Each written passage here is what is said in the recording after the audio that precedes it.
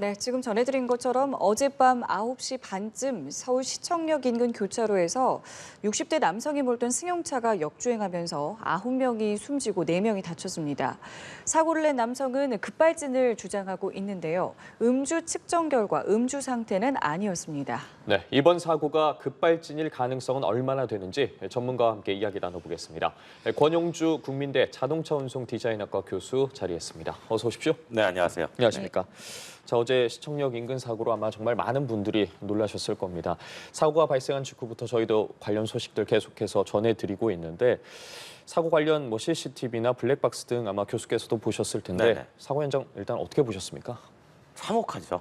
일단 서울 도심 한복판에서 이런 일이 벌어졌다는 게 조금 너무 안타깝고, 그다가 이제 월요일 저녁에 보통 저녁 먹고 퇴근하는 시간이잖아요. 예. 그리고 사람들이 횡단보도 앞에서 대기할 때는 이런 일이 벌어질 거라고 생각은 했겠습니까? 그렇죠. 전혀 예상하지 못한 상태에서 벌어진 일이기 때문에 예측 자체가 불가능한 사고였고 한순간에 벌어진 일이어서 저도 상당히 안타깝게 생각을 하고 있습니다. 이 목격자들의 진술들을 종합해 보면 차량이 날아오는 것 같았다. 굉장히 큰 폭발음이 들렸다라고 이야기를 하더라고요.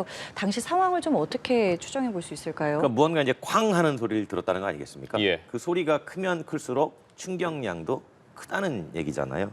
그러면 충격량이 많았다는 거는 충격하는 순간의 속도가 네. 꽤 높았다는 얘기하고 정비례하는 거죠. 그러니까 그 높은 속도에서 보행자를 충격을 했으니까 당연히 이 부딪히는 순간에 매우 강한 충격을 받게 되고, 그래서 상해율도 올라가서 아마 사망자가 많이 나오지 않았나 이렇게 지금 보고 있는 거고요. 이게 벌써 사망자가 9명이 나왔다는 사실만 가지고도 네. 그 당시에 충격량이 얼마나 셌는지 우리가 추측은 해볼 수 있는 거죠. 예, 지금 가해 차량 운전자의 음주 측정 결과 음주 상태는 아니었다고 하는데 네네. 운전자 같은 경우에 급발진을 주장을 하고 예, 예. 있습니다.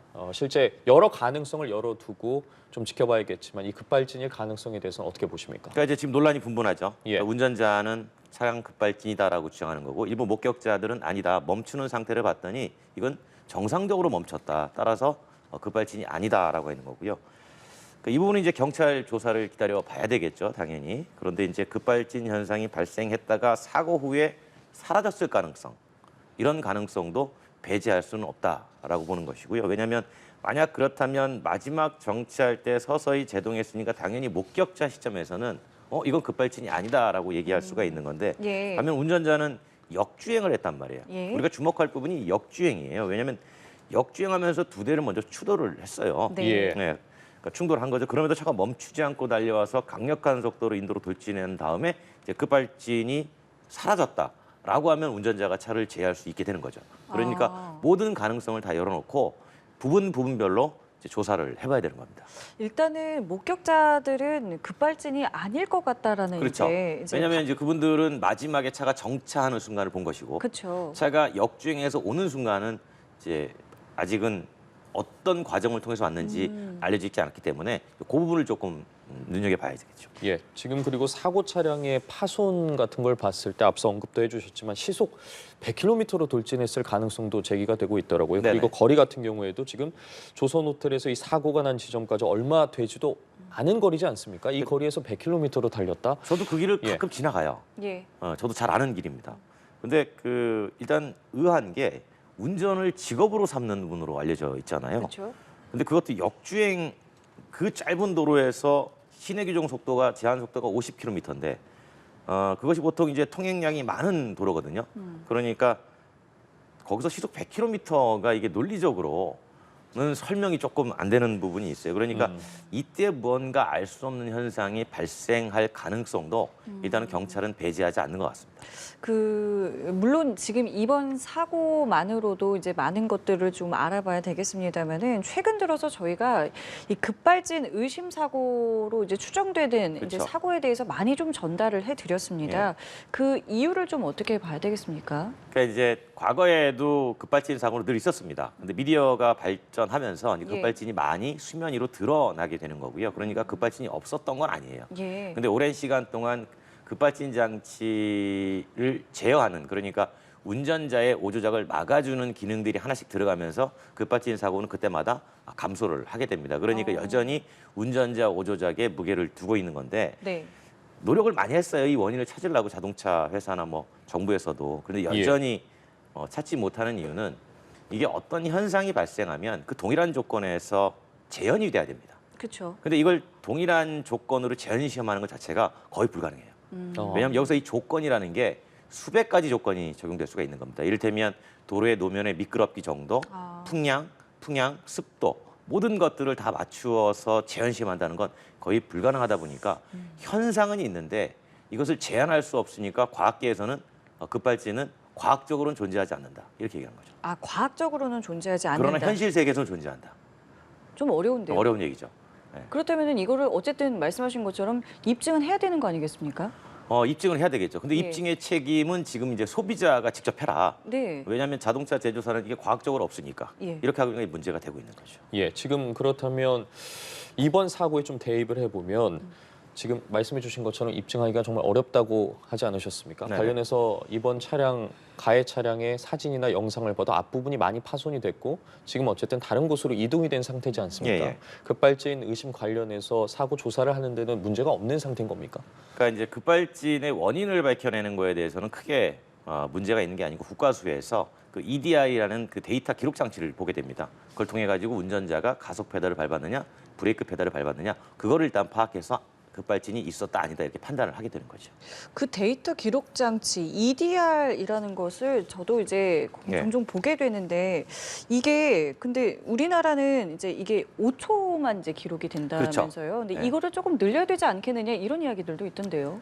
당연히 그럴 수 있습니다. 왜냐하면 지난해 이제 우리가 강릉 급발진 사고 있었잖아요. 예. 그걸 계기로 이제 국토부가 사고 기록 장치의 길이를 조금 전에 말씀하신 5초에서 우리가 미국처럼 한 20초까지 늘리자. 그래야 그 사이에 운전자가 어떤 노력을 했는지를 충분히 알 수 있다라는 거거든요. 그런데 이제 아직은 법적으로는 되지 않고 국토부가 도입을 하겠다라고 검토를 한 상황이고요. 여기서 이제 제조사도 같이 이제 인정을 하고 따라와 줘야 되는데 네. 제조사들이 20초를 기록하려면 상당히 긴 시간이다. 어. 그 뭔가 추가적인 장치가 필요한데 그러려면 뭐 가격도 올라가고 하니까 부담되지 않겠네 이렇게 지금 변명을 하고 있는 거죠. 예, 앞서 그리고 잠깐 언급해 주신 것처럼 지금 최근에 있었던 급발진 의심 사고 중에 강릉에서 이제 네. 할머니가 손자를 함께 태우고 그렇죠. 가다가 의심 사고를 또 재현까지 하게 됐는데 이 EDR 기록과는 또 다른 결과가 나왔다고 하더라고요. 이 부분에 그렇죠. 대해서는 좀 저희가 어떻게 봐야겠습니까? 그러니까 이제 재현 시험을 했는데 EDR 기록과는 조금 다른 결과가 나오게 된 거죠. 그래가지고 그 EDR 자체에 기록돼 있는 걸 신뢰할 수가 있느냐 이런 주장을 이제 성립하게 됐던 겁니다. 근데 이제 제조사가 또 바로 반박을 했죠. 뭐라고 반박을 했냐면 시험 조건 자체가 동일하지 않다. 그러니까 그 언덕에 실제로 가속한 구간이라든가 가속한 길이 이런 것들이 다 동일하지 않기 때문에 그 결과만 가지고는 이걸 법적에서 증거로 삼을 수 없지 않느냐 이렇게 지금 반박을 하고 있는 겁니다. 그러면은 이 조사를 지금 담당이라고 해야 되나요? 조사를 네. 이제 하는 기관은 지금 어디라고 봐야 되는 겁니까? 그 소비자 단체에서는 할 수 있는 곳이 없습니다. 그렇기 때문에 보통 국립과학수사연구소하고 예. 제조사가 협조해서 같이 하게 되는데 보통 국가수가 많이 판단을 하게 되는 거죠. 그런데 국립과학수사연구소는 주로 이제 EDR 데이터를 근거로 해서 이게 급발진이다 아니다라고 얘기하는 건데 네. 지금 이제 시민들은 뭐라고 얘기하냐면 그 EDR 데이터 자체가 믿을 수 있느냐. 그것부터가 그렇죠. 시작부터가 왜냐하면 운전자가 가속 페달을 밟지 않았어도 가속 현상이 일어났다면 EDR 데이터가 가속으로 기록하는 거 아니냐. 아. 이렇게 또 주장할 수가 있거든요. 그래서 EDR 데이터를 신뢰하지 못한다라는 또 주장도 있긴 합니다. 근데 이 법안 통과가 왜 이렇게 어려운 걸까요? 지금 말씀하신 것처럼 급발진 사고가 뭐 하루 이틀 일도 아닌 것이고 계속해서 이제 수면 위로 이렇게 나오고 있는 상황인데요. 그러니까 이제 과학적으로 검증하기가 너무 어려워서 그렇습니다. 이게 이제 예를 들면 그 EDR에 있는 데이터를 신뢰할 수 있느냐가 법적에서 증거가 되려면 예, 말씀 네. 중에 죄송합니다만 시청역 사고 운전자가 이 교통사고 처리 특례법 혐의로 입건이 됐습니다. 경찰은 시청역 사고 운전자를 교통사고 처리 특례법으로 입건해서 수사 중이라고 밝혔는데요. 아울러 가해 차량에 대해서 국과수 감정도 의뢰했다고 전했습니다. 관련해서 추가적인 소식이 들어오는 대로 신속하게 전해드리도록 하겠고요. 저희는 이 내용으로 좀 대담을 이어가 보도록 하겠습니다. 앞서 저희가 급발진 의심사고 입증의 어려움 등에 대해서 이야기를 나누고 있었는데 조금 전 들어온 속보를 보면 이제 운전자가 교통사고 특례법 혐의로 입건이 됐고 경찰도 가해 차량에 대해서 국과수 감정을 의뢰했다고 하거든요. 어떤 절차가 좀 진행이 되는 겁니까? 일단은 뭐 역주행했으니까 교통법규 위반한 거잖아요. 예. 위반한 거고 중대한 인사사고를 냈기 때문에 당연히 처벌은 당연한 거고요. 다만 이제 운전자가 급발진을 주장하고 있으니까 일단 차량을 국과수로 보내서 국과수가 여러 가지 조사를 해보겠죠. 그중에 제일 먼저 하는 게 안에 있는 EDR 데이터를 뽑아보는 거예요. 예. 그래서 실제로 급발진이 있었느냐 없었느냐를 이제 판단을 하게 될 텐데 이제 그 EDR 데이터 같은 경우는 앞서도 제가 말씀드렸지만 예. 자동차가 가속하면 가속하는 대로 사고 5초 직전의 영상을 이제 기록하는데 보통 온오프로 기록을 합니다. 그러니까 무슨 얘기냐면 가속 페달 작동이 됐다 그러면 온, 안 됐다 그러면 오프. 예. 그러면 온이라고 돼 있으면 다 작동한 거예요. 이 얘기는 운전자가 밟았다라고 해석을 하는 거죠. 네. 그런데 이제 일부 이제 지금 급발진에 대해서 많은 그 문제 제기하시는 분들은 그 온 오프 자체의 기록이 믿을 수 있느냐? 그 자체가 잘못된 거다. 왜냐하면 운전자가 밟지 않았어도 그냥 자기가 알아서 가속이 됐다면 네. 그것도 온으로 기록될 거 아니냐? 이제 그렇게 지금 반박을 하고 있는 거죠. 예, 이제 경찰 조사가 진행이 되니까요. 이 부분이 이제 앞으로 어떻게 될지 좀 지켜봐야 되겠고. 자, 그리고 운전자의 나이가 이제 밝혀졌는데 60대 후반입니다. 68세로 알려져 있습니다. 이렇기 때문에 이제 고령 운전에 대한 이제 사회적인 그동안에 여러 가지 좀 이야기들이 좀 있었는데 이게 좀 예. 다시 불거지는 분위기거든요. 이제 개인적으로 이 고령 운전자의 어떤 운전 자격을 유지하는 연령에 대해서 좀 더 낮춰야 된다고 보시는지 아니면 지금 어떤 입장을 갖고 계신지 좀 먼저 여쭤볼게요. 그러니까 사실은 제가 보는 관점은 예, 고령 운전자를 보는 게 아니라 네, 기본적으로 연령별로 사고 건수를 봐야 되고요. 그 사고 건수에서도 사고율을 봐야 되고 네, 그 사고율 중에서도 상해율까지 봐야 됩니다. 그러니까 사실 젊은 세대의 운전자들이 사고율이 그렇게 아주 낮다고 볼 수는 없거든요. 그런데 워낙 운전을 과속을 많이 하다 보니까 무언가 사고가 벌어졌을 때 중대 사고가 좀 많이 벌어져요. 네, 반면에 또 이제 고령 운전자 같은 경우에도 이제 큰 사고가 많이 나타나는데 이거는 이제 가끔 뭐 인지를 조금 능력을 잃는다든가 네, 그렇기 때문에 중요한 거는 사고율과 상해율을 이제 좀 봐야 되고요. 네, 근데 전반적으로 고령 운전자는 고령자의 비율 자체가 늘어나니까 네, 사고 건수도 같이 늘어나죠. 그렇죠. 네. 그래서 이 문제는 어떻게든 대책이 좀 필요합니다. 그래서 정부에서도 운전면허 반납을 받는다든가 네. 반납하면 교통비를 지원해주고 하고 있는데 일본에서는 운전자의 적성 교육을 상당히 강화하고 있어요. 적성 교육이라고 하면 어떤 그러니까 쉽게 걸 말하면 교육하는 겁니까? 당신이 운전할 수 있는 인지적 능력이 충분합니까? 라는 거를 시뮬레이션을 통해 가지고 운전을 해보게 한다든가.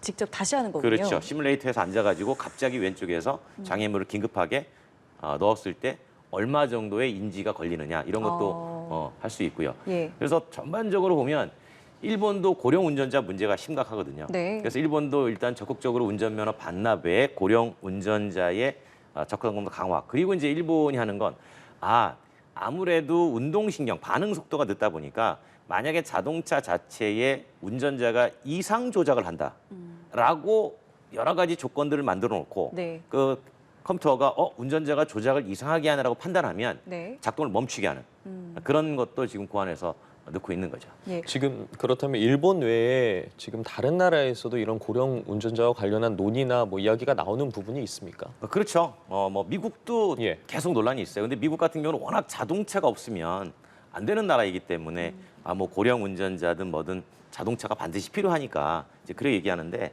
이제 우리 같은 경우에는 이제 대중교통이 워낙 잘 돼 있지 않습니까? 그쵸. 그러다 보니까 이제 반납을 일단적으로 많이 유도를 하죠. 근데 반납하시는 그분들이 생각보다 반납률이 높지가 않습니다. 높지가 않아서 왜 이렇게 반납을 안 하십니까?라고 물어보면 내가 운전을 하지 않아도 내가 이 면허증을 반납한다는 건 뭐 하나 이렇게 뭔가 좀 포기하는 것 같다. 그런 심리적인 요인 때문에 많이 반납을 안 하는 거죠. 그래서 뭐 미국도 이렇게 지금 뭐 그림 나와서 보시겠지만 예. 상당히 많은 저기를 하는데 기본적으로 하여간 그 심사를 좀 강화하는 그런 추세로 가고 있는 겁니다. 우리나라는 좀 어떻습니까? 아까 말씀하신 거 말고도 지금 뭐 우리나라도 어떤 하고 거좀 있죠. 추진되고 있는 것들이 우리나라도 뭐 있습니까? 70세 이상은 뭐 3년마다 한 번, 80세 이상은 뭐 1년마다 한 번 이렇게 지금 강화가 돼가는 추세입니다. 강화가 된다라는 거는 우리나라도 이제 실제로 이 운전 검증 능력 같은 걸 좀 그렇죠. 보는 것들이 있습니까? 예, 그러니까 운전의 실제 운동신경 지각 검사, 아. 반응 검사 이런 거를 좀 강화하는 거죠. 그래서 운전할 수 있냐 없냐, 예. 인지 능력이 유지가 되냐 안 되냐를 이제 판단해서 전혀 이게 좀 어렵다 그러면 네. 이제 운전면허를 이제 반납시키는 이제 그런 제도를 갖고 있죠. 그 밖에도 이 고령 운전자 문제와 관련해서 조금 더 보완해야 될 부분들이 있다고 좀 보시는 것들도 있으실까요? 그 최근에 보면은 우리가 초보 운전 많이 붙이고 다니잖아요. 예. 그렇죠. 요즘은 이제 그 실버 운전을 많이 붙이고 다니는 게 차라리 더 좋을 수도 있습니다. 왜냐하면 운전 경력은 40년, 50년 되신 분들이 많죠. 그런데 본인들의 인지 능력이 떨어지는 거는 어쩔 수 없는 노화 현상이란 말이죠. 물론 그 중에서도 건강한 분도 계시고, 그렇죠. 그렇기 때문에 내가 조금 그 운전이 조금 서툴어진다라고 판단이 되면 뒤에다가 이제 실버 운전이라고 조금 붙이고 다니면 사람들이 조금 경계해주고 배려해주고 이제 그런 것들도 좀 같이 한번 고민해볼 필요가 있는 거죠. 예, 그리고 이번 비단 사고로 인해서 뭐 고령 운전자뿐만이 아니라 이런 급발진 의심 사고가 사실 누구에게나 닥칠 수 네. 있고 그런 상황이지 않겠습니까? 그 상황에서 만약에 나한테 이런 일이 일어났다면 어떻게 행동해야 될지에 대해서도 많은 분들이 궁금해하실 것 같거든요. 이게 저기 인터넷에 찾아보면 5가지 요령이 나옵니다. 근데 전문가들 사이에서는 그 5가지 요령은 다 필요 없다.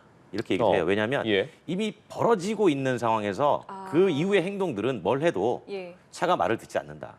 그럼 어떻게 해야 됩니까? 그래서 결국 할 수 있는 건 브레이크 페달을 최대한 밟을 만큼 밟아야 된다. 그런데 브레이크 페달도 안 듣는단 말이에요. 그쵸. 그러니까 딱딱해진다는 표현을 많이 하거든요. 어. 그럼에도 할 수 있는 건 어쨌든 브레이크 페달을 최대한 많이 밟아보는 것. 그럼 계속 밟고 있어야 하는 겁니까? 그렇죠. 밟고 있어야 계속 밟았다가 뗐다가 뭐 계속 브레이크를 해야 되는 거죠.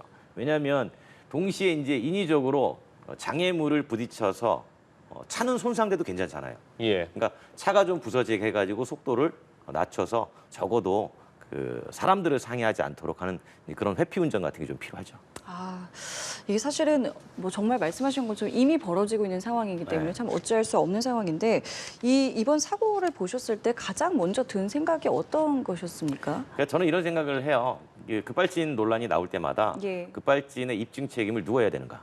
아, 네. 지금까지는 소비자가 입증을 하라고 하거든요. 그쵸. 그러니까 자동차에는 전혀 문제가 없으니 이게 급발진이라는 걸 당신이 입증하세요. 그 비용 또한 지금 그렇죠. 소비자가 다 네, 내고 입증자가 있는 거죠. 부담하니까. 그래서 이제 강릉에서도 그런 제한 시험이 벌어졌던 거고. 그런데 이제 그 아시겠지만 소비자들이 이걸 어떻게 입증을 하겠습니까? 그러면 입증의 책임이 제조사로 가야 되거든요. 네. 근데 제조사는 급발진 현상은 존재하지 않으니 우리는 입증할 필요조차 없습니다. 이렇게 하고 있으면 결국은 중간에 누가 나서야 되냐면 정부가 나설 수밖에 없잖아요. 정부가 지속적으로 이 원인을 찾는 데 좀 많은 노력을 했으면 좋겠는데 안 한 건 아닙니다. 국토부도 했었어요. 개정안도 발의가 된 걸로 네, 알고 했었는데 있는데요. 문제는 뭐였냐면 이게 원인을 못 찾았어요. 근데 계속 원인을 찾자고 예산을 투입하자니 진짜 원인이 나올지도 모르겠고 안 나오면 들어간 예산을 가지고 또 많이 썼다고 혼나니까 중간에 하다가 포기한 거죠. 네. 그러니까 저는 이런 정도의 예산은 원인이 나올 때까지 한번 해보자. 그런 시도는 계속 있어 왔군요. 그렇죠. 예, 근데 뭐 1년 정도, 2년 정도 잡아놓고 했는데 원인을 파악하지 못했다. 그러면 이제 파악하지 못했다고 혼나고, 돈 썼다고 혼나고, 그러니까 하다가 마는 거죠. 그러면 요거 한번 여쭤볼게요. 조금 전에 그 급발진이라는 게 그럼 실제로 존재하느냐에 대해서도 예. 뭐 의견이 분분하다 했는데 예. 외국에서는 이러한 사례에 대해서는 어떻게 좀 대응을 하고 있나요? 그러니까 외국에서도 제조사는 존재하지 않는다라고 얘기합니다. 전 세계 제조사가 공통적으로 마찬가지예요. 예. 예. 왜냐하면 자동차가 뭐 다르지 않거든요. 그 안에 있는 기본적인 설계는 비슷하기 때문에. 네. 그런데도 해외에서도 끊임없이 이런 급발진 현상이 벌어지죠. 있죠. 예, 다만 우리에게 많이 보여지지 않을 뿐입니다. 그 나라에서 보여지겠죠. 예. 그렇기 때문에 그 누가 이런 얘기를 했어요. 그 자동차 이제 물리학 하시는 분인데 급발진의 원인을 밝혀내면 이건 정말 대단한 그 큰 상을 하나 받아야 된다. 그럴 정도로 좀 어려운 부분이다라고 말씀하셔도 그럼에도 불구하고 노력은 해야죠. 그 노력은 소비자들은 노력할래야 하고 싶어도 뭐가 없고 그쵸. 제조사는 안 한다 그러고 물론 안 중간에서 하는 건 아니겠지만 예. 뭐 뒤로는 할지 모르겠지만 하지만 중간에는 결국 정부가 나서서 끊임없이 노력을 해줘야 되는 거죠. 말씀해 주신 것처럼 정말 억울한 피해자는 그렇죠. 그 누구도 발생하지 않아야 되기 때문에 저희가 계속 관심을 기울여야 하는 건데 그렇다면 좀 대화가 좀 우선이 돼야 된다고 생각을 하거든요. 뭐 말씀해 주신 것처럼 정부도 그렇고 제조사도 그렇고 이렇게 피해를 만약에라도 받으신 분이 있으면 이런 대화의 창구에 대해서는 지금 좀 어떤 의견을 갖고 계십니까? 분쟁조정위원회가 있는데요. 예. 여기서 급발진 얘기만 나오면 일단은 뭐 잘 조정이 안 됩니다. 왜냐하면 운전자는 계속 급발진을 주장하고 제조사는 아니라고 얘기하니까. 지금 이 급발진이 어디까지 갔냐면 이제 대법원의 판결만 남겨두고 있어요.